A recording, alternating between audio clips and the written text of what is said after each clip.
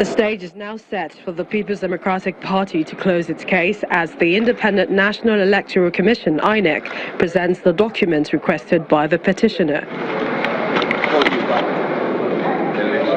Outside the tribunal, lawyers to the petitioners react to the provision of the document, just as the counsel to INEC dismisses insinuations that the commission was reluctant to provide them. Within just 24 hours of the making of the order, all the documents I've been asking for months, they are all here.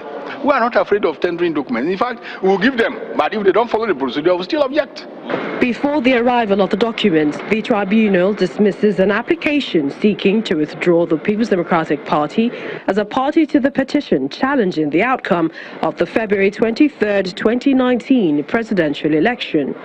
Although the lawyer to the party applauds the decision of the tribunal, his counterpart representing the national chairman of the party reaffirms the party's unwillingness to continue with the petition. This application was brought to scuttle the hearing of our petition, and I assured you that based on the ruling the court had earlier given, this application will be struck out. It has been struck out and dismissed. The party is withdrawing from the petition.